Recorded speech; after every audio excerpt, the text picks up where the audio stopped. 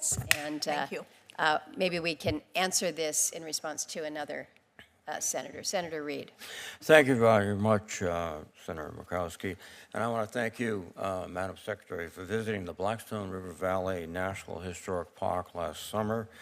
And thank you for including $9 million in the Great American Outdoors Fund for repairs to the historic Slater Mill, which is the birthplace of the American Industrial Revolution.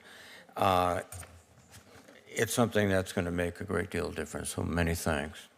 I listened very attentively to Senator Murkowski, who is someone I've had the privilege of working closely with, and she's raised some very serious questions, which I think must be answered. But it struck me, one of the ironies is that today the United States is the world's largest crude oil producer. So we are doing a lot when it comes to produce hydrocarbons.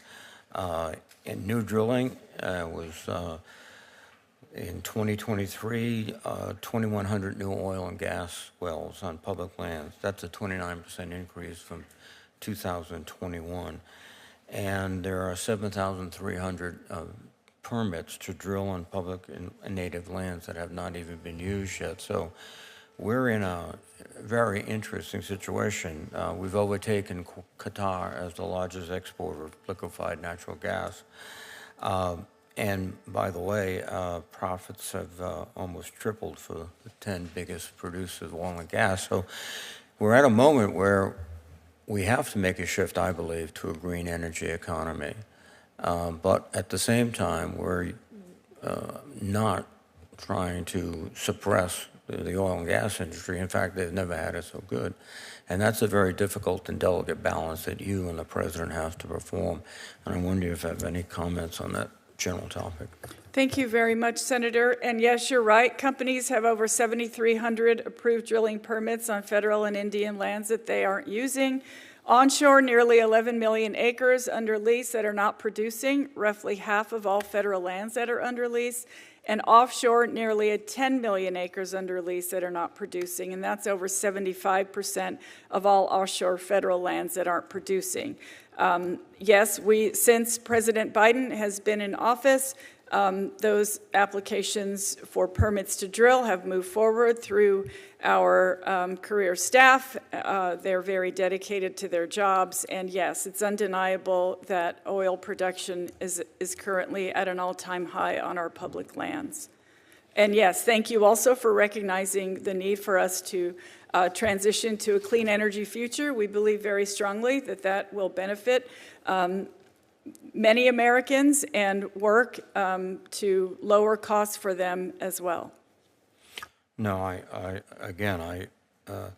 seeing the weather effects recently in Rhode Island, I can't speak for the rest of the country, something's changing. I sense, and we have to get ahead of that change. In 2022, BOEM proposed guidance to the mitigation to commercial and recreational fisheries from offshore wind. Again, this is one of those balancing acts. We need offshore wind. Rhode Island was the first state to have an offshore wind project, but we also have to consider the effects on fishing, on other uses. They proposed to issue the final guidance. It's been 2 years now. When do you expect that guidance, Madam Secretary? I beg your pardon, Senator. The specific question was in 2022, BOEM proposed guidance for mitigation to commercial and recreational fisheries. Issuing final guidance, they have not issued that yet, will provide clarity for all the stakeholders. When do you expect this final guidance to be issued? I would love to get back with your office with a specific specificity, if that's possible, Senator. Thank you. We can work on that time. Thank you very much. In front of me. And I will yield back to the chair lady of the moment. Thank you, Senator Reid.